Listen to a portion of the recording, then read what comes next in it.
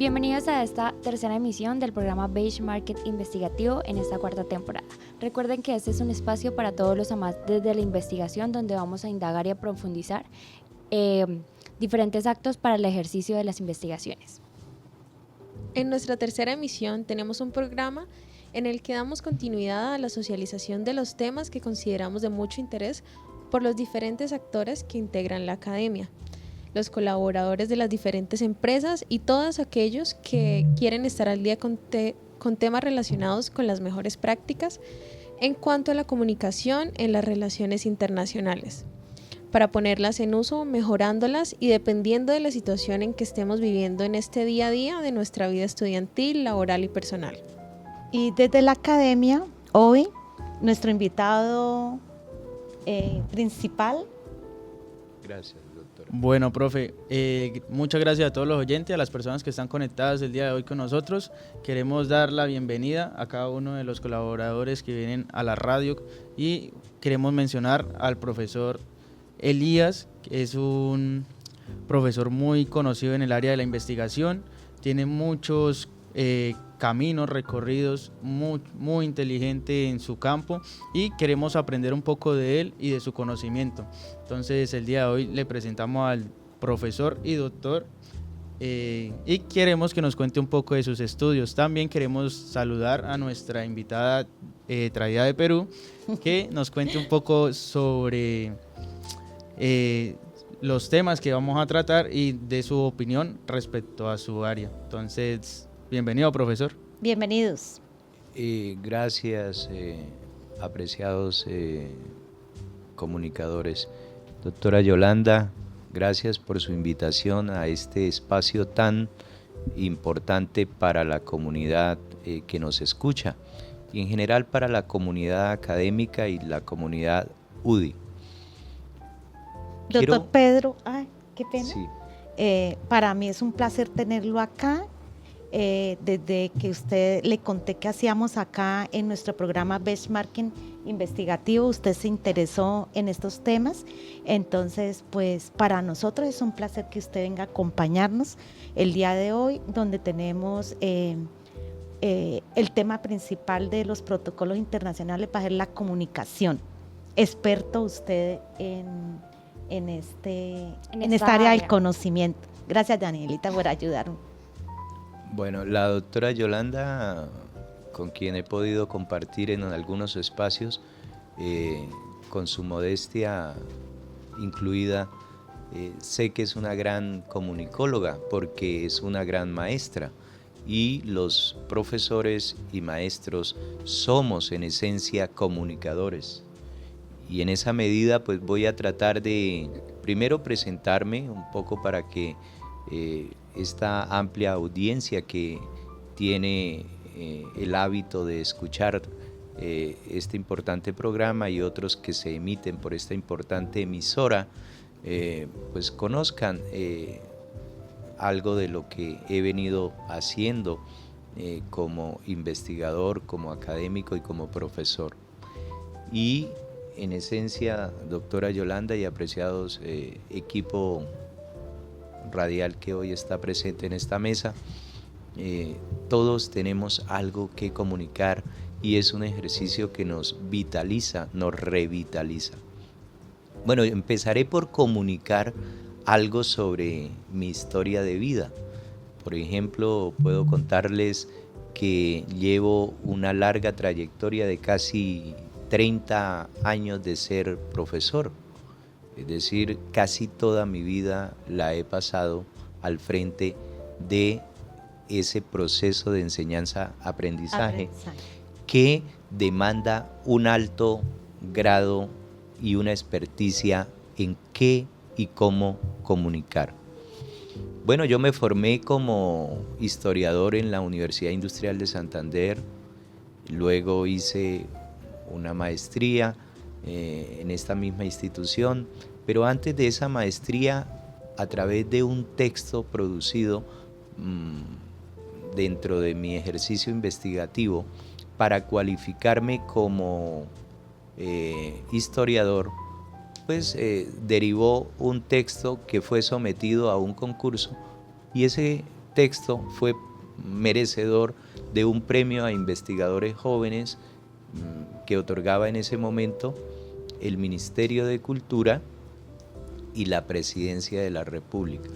Y me publicaron el libro, ahí pude comunicar unas ideas de orden histórico, político, social, que me habían ocupado en estudiarlas y luego ahora quería entregarlas al público, divulgarlas. Y se hizo mediante un libro que era parte del premio y una dotación económica que recibí en ese momento, que era buena dotación económica, recuerdo.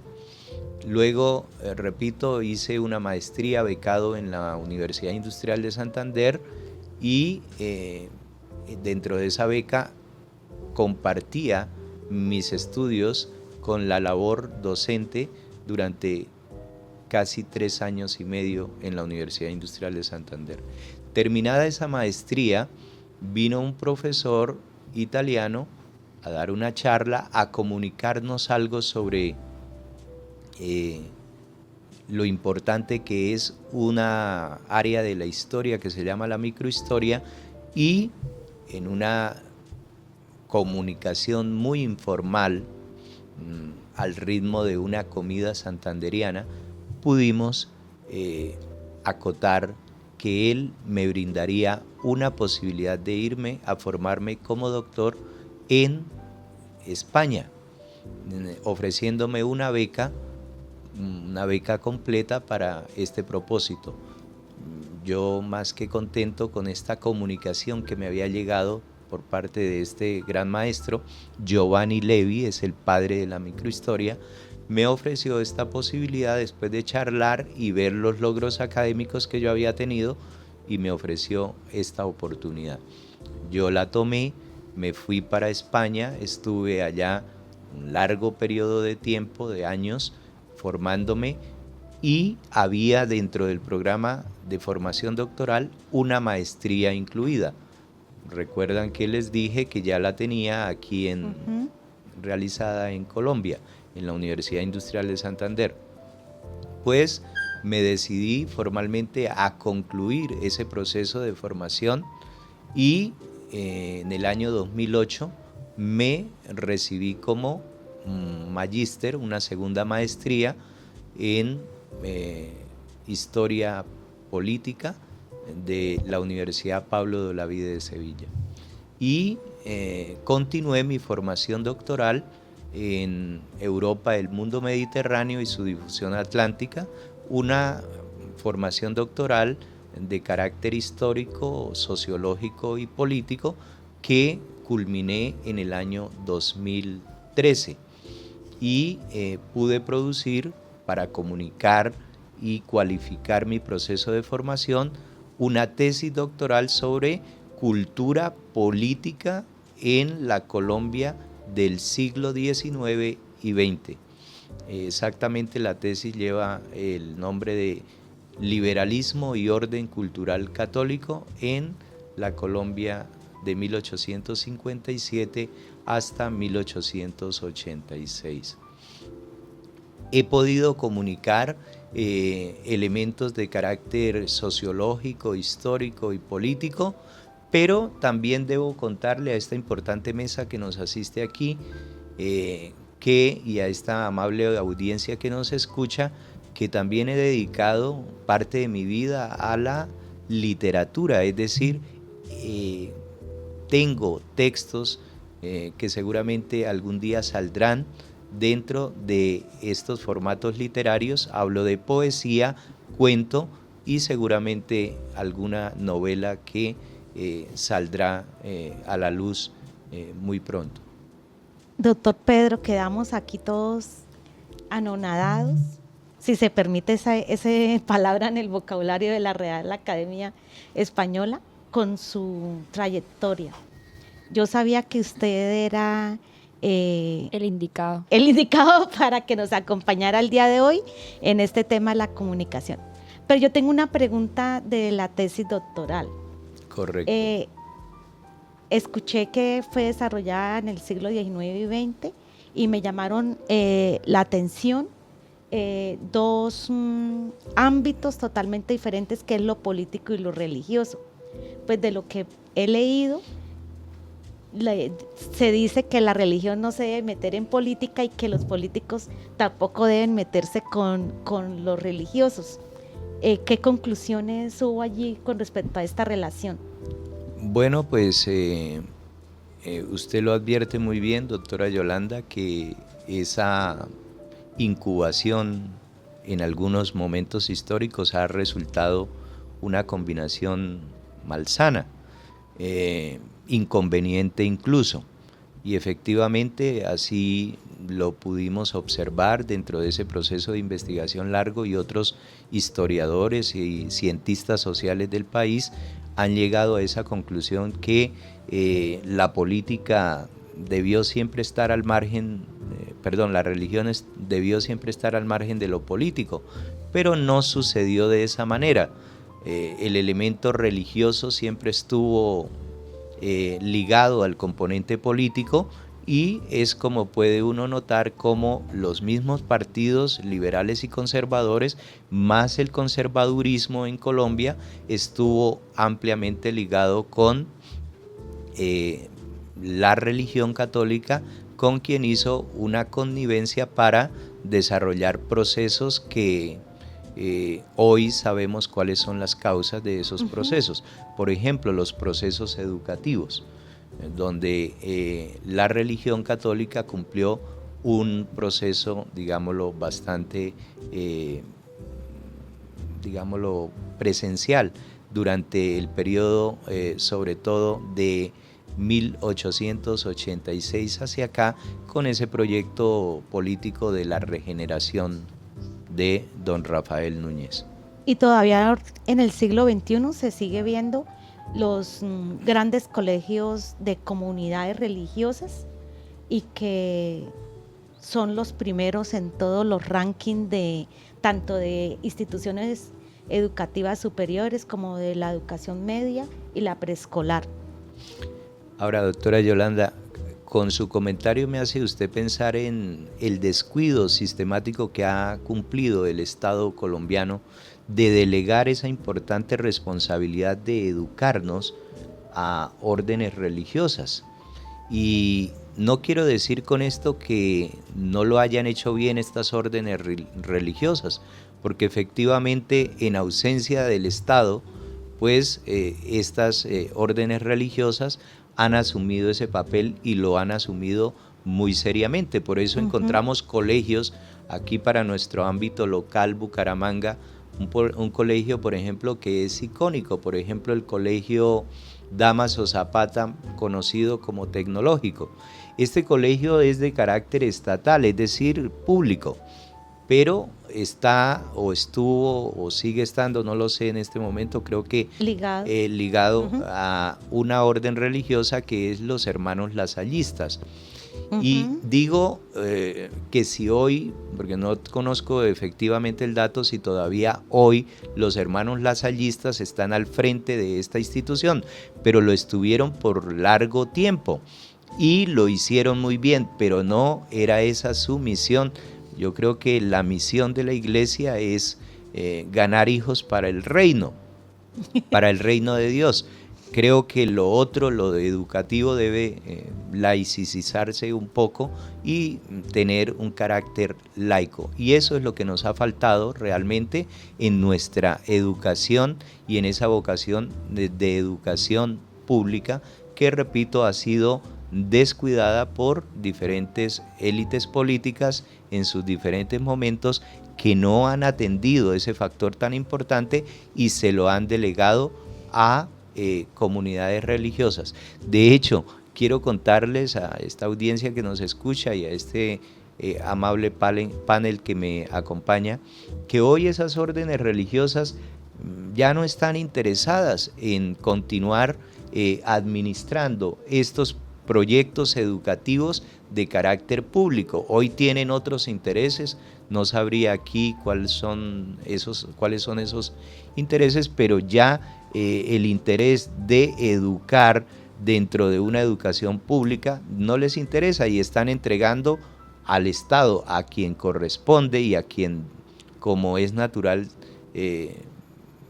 corresponde esta responsabilidad de educar a jóvenes y chicas que merecen, repito, una educación de calidad y que no tenga un influjo de una religión solamente, sino que tengan la posibilidad de pensar dentro de un esquema mucho más libre. Y eso lo reza la Constitución Política de Colombia, donde dice que debemos respetar los diferentes ámbitos religiosos y entre otros temas. Claro que sí, doctora Yolanda, usted ha dado un apunte ahí muy importante porque la Constitución precisamente consagra esa libertad de cultos como un elemento identitario de esta apertura, digámoslo, democrática y pues estaría un poco contradiciendo ese principio fundamental que está en nuestra Constitución.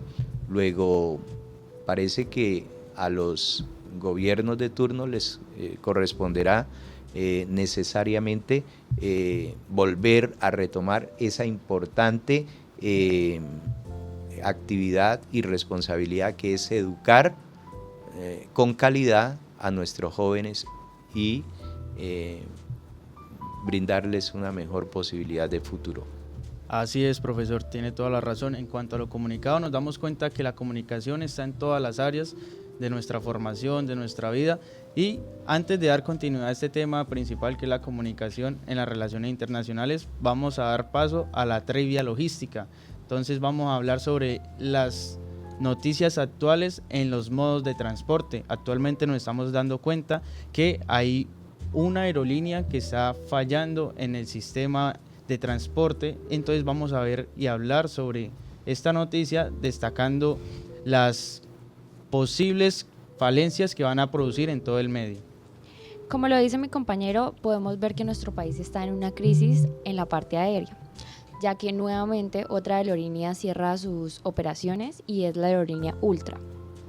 Podemos ver que ella tiene falencias desde hace años y esto genera muchísimos inconvenientes para la parte aérea en nuestro país.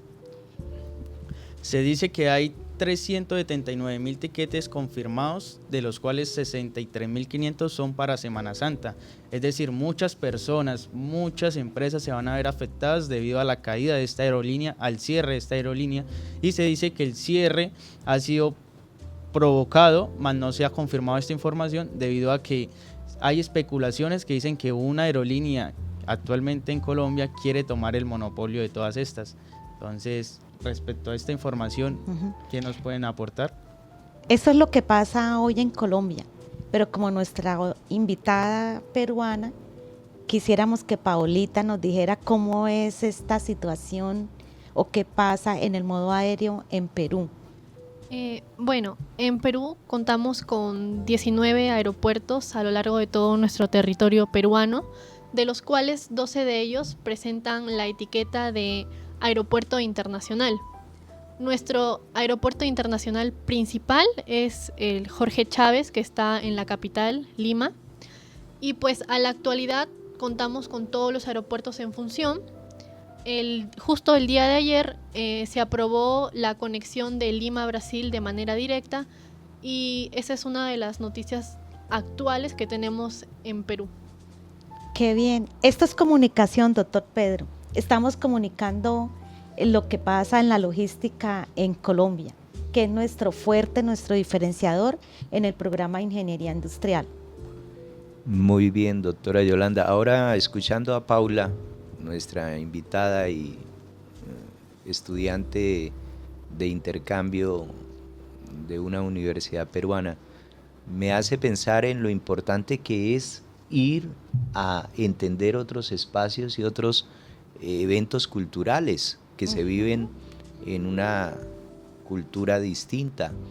Ahora, yo he podido dialogar con Paula y hemos llegado a la conclusión que cuando uno saca los pies de Perú para viajar a otro país como el nuestro, definitivamente uno no se siente, habiendo sacado aún los pies de Perú, y llegando a Colombia no se siente ¿La tan diferencia? distinto. No se siente tan distinto porque esos rasgos culturales en los cuales nos movemos, esos patrones culturales son muy, pero muy comunes, muy similares. Exacto. Y esa similitud en esos rasgos culturales hacen que nos familiaricemos. Y por eso yo creo que nuestra invitada se ha sentido en Bucaramanga ¿Ha muy sentido calor? nos calor dijo. humano. Sí, calor humano. Y queremos escuchar también de su parte cómo se ha sentido en esta estancia aquí en Bucaramanga, ciudad bonita, que entre otras los bumangueses deberíamos saber todos. Si alguien nos pregunta, por ejemplo Paula, que es peruana, nos pregunta, ¿y cómo es el origen de que en Bucaramanga sea denominada la ciudad bonita? Esa Bueno, es algunos dirían, sí, esa es Paula. la pregunta que les quería hacer. ¿Por qué es considerada la ciudad bonita? Bueno, pues Paula, yo le puedo, desde mi modesto conocimiento al respecto, puedo decirle que primero no se llamaba esto ciudad bonita, se llamaba ciudad de los De parques. los parques. Y ese era como el epíteto que identificaba a Bucaramanga y la identificó a esta hermosa ciudad durante mucho tiempo. Pero llegó un momento, Paula, en que un periodista, un comunicólogo muy importante de esta querida Colombia, llamado don Yamid Amad, que hoy presenta un importante noticiero en la franja nocturna y un importante también espacio de entrevistas, pregunta Yamid. Un día despegando de aquí, de esta ciudad, miró para abajo en un helicóptero y dijo, esta es una ciudad muy bonita. Y desde ese espacio comunicativo tan poderoso que despliega una institución como lo es don Yamid Amad, pues terminó por llamarse a Bucaramanga la ciudad bonita. Y ahora, Paula, se lo estamos comunicando y seguramente usted se lo comunicará a todos sus conocidos y compatriotas que la acompañan en esta travesía tan bonita de conocer la cultura santanderiana y la cultura colombiana. Pues yo acepto esa hipótesis de Yamid Amad. La confirmo, la acepto, porque yo me sentí muy orgullosa de mi Bucaramanga bonita el día que estaban haciendo tomas por televisión, cuando hubo aquí esa corrida ciclística hace poquito, Sí, que hacían las tomas, debe ser desde drones, y yo me sentí tan orgullosa de ser santanderiana y de tener una capital como Bucaramanga tan bonita. Yo decía, si yo me emocioné viendo eso, ¿cómo será en el exterior? Muchos alemanes, españoles, americanos, canadienses viendo que nuestra ciudad es tan bonita.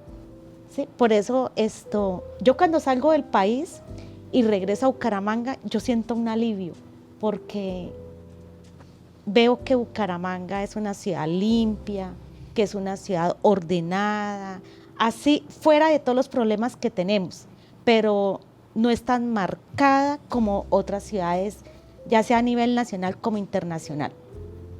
Entonces, acepto la hipótesis de Yamid Amad. Muy bien, y Otra mire que, cosa- perdón Paula, y qué bueno que la doctora Yolanda, dentro de su conocimiento académico, manifieste que es solo una hipótesis, la que hemos dejado aquí discurrir y nos la hemos comunicado, Sí. porque probablemente pueden haber otras hipótesis de por qué y cómo llegó Bucaramanga a llamarse Ciudad Bonita, pero esta además es aceptada por la doctora Yolanda y confirmada por ella. Confirmada, sí. Muy bien. Bueno, otro dato que yo les quería comunicar es que yo soy de la ciudad de Guadalupe, que es considerada la capital del arroz peruano, puesto que nosotros producimos y distribuimos toneladas de arroz a diferentes partes del Perú y del mundo, y es considerado el mejor arroz. Muchas gracias. Yo me imagino que gracias. Colombia importa arroz de allá. porque aquí importamos muchísimo arroz. Sí. Mire cómo hemos... Almuerzo acá en Bucaramanga sin arroz, no es almuerzo. Es verdad. Mire en todo el cómo país. hemos... Igual en el norte del Perú. Cómo hemos comunicado tantas cosas, mire tan importante que es la comunicación, nuestro tema central de hoy. Entonces, el doctor Pedro hablaba que la comunicación es algo cultural y lo hemos visto y lo hemos confirmado con nuestra invitada peruana que nos dice cómo son cosas aquí de nuestra cultura y cosas peruanas de su cultura. Entonces, ¿qué tan importante es la comunicación en el ámbito de los negocios? Uy, doctora Yolanda, importantísimo.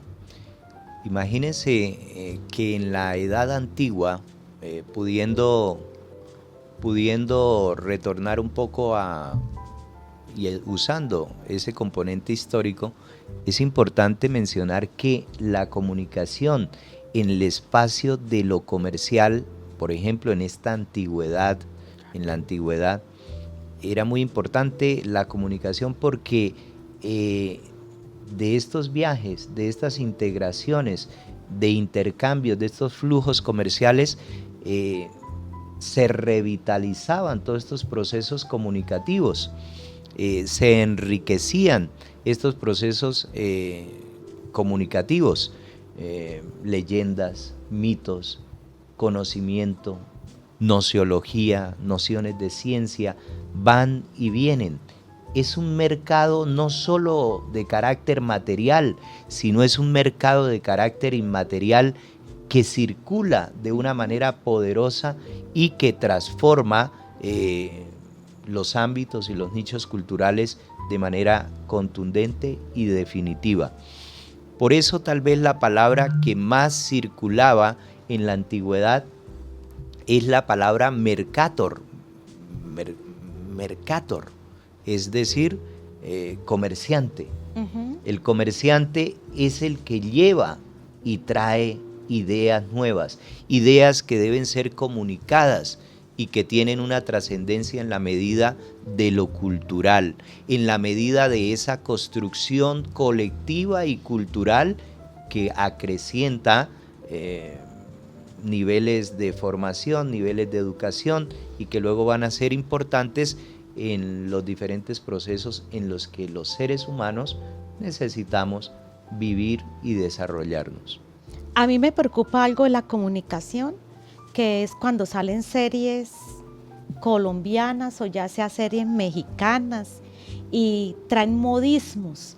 Y he notado que más que todo en nuestros estudiantes, ellos toman esos modismos, esas palabras que traen todas estas telenovelas mexicanas y eso me parece difícil de sacarles a ellos esas palabras. El último que les he escuchado es que hablan una palabra y ¿cómo? Meten la palabra ¿cómo?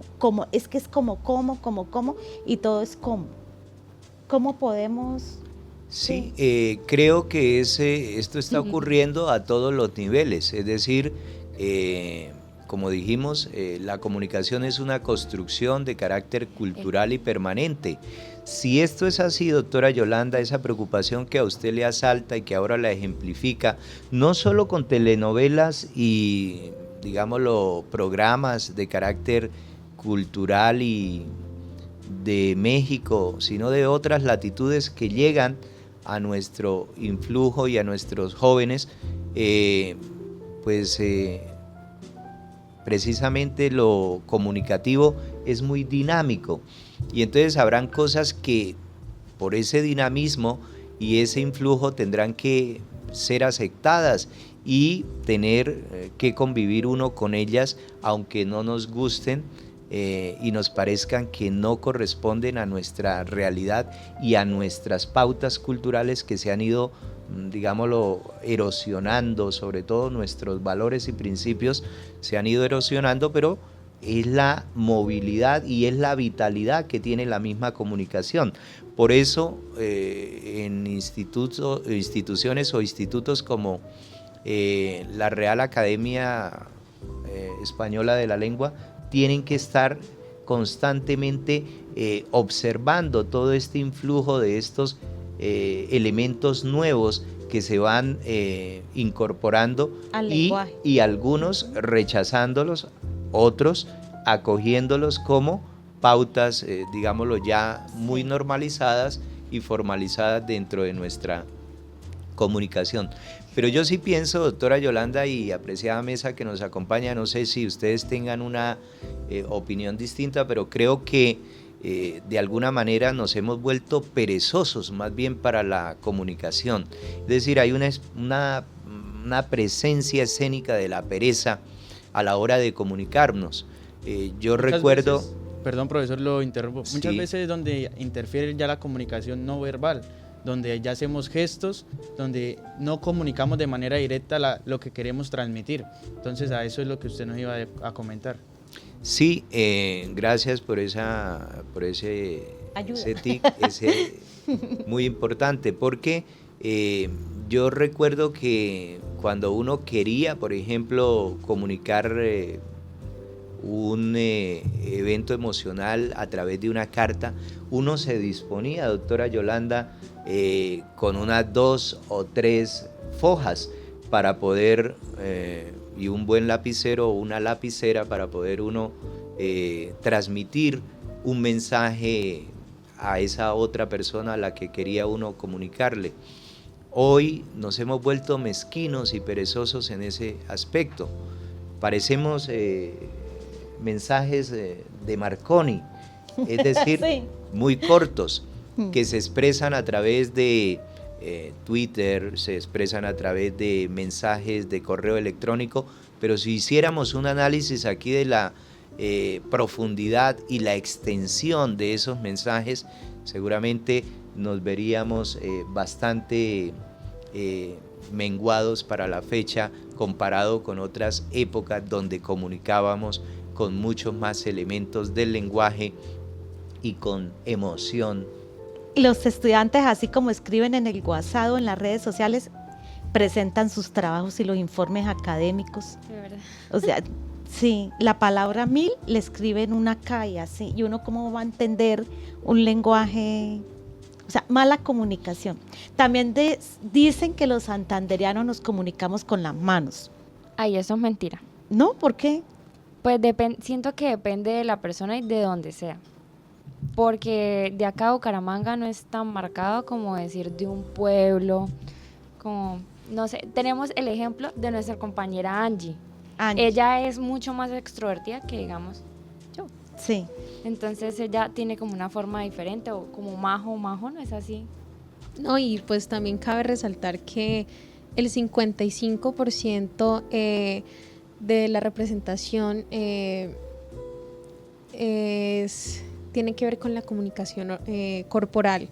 Solo el 7% Son palabras. son palabras, entonces, y el 38% está relacionado con el tono de voz, entonces son diferentes elementos los que integran la comunicación. Y hay personas que se comunican con gestos y otras que los entendemos. Una picadita de ojo significa O muchas mucho. veces cuando uno cometía algo mal cuando estaba pequeño, Sí. la miradita de la mamá.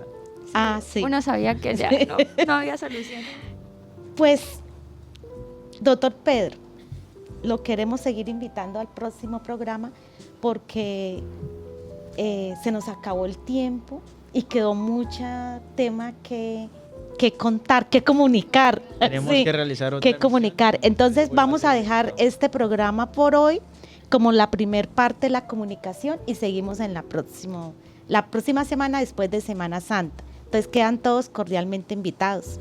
Listo. Gracias, amable audiencia, y gracias colectivo aquí de la emisora que nos ha acogido y me ha acogido a mí en este importante diálogo sobre la comunicación y lo importante que es. Y acepto, doctora, con Muchas gracias. agrado estar compartiendo después de Semana Santa un segundo programa con el que estaremos comunicando lo importante que es el La ejercicio comunicación. de la comunicación. Muy bien, gracias. Listo, eso fue todo por Beige Market Investigativo. Recuerden que este es un espacio para todos los apasionados de las investigaciones. Gracias por vernos.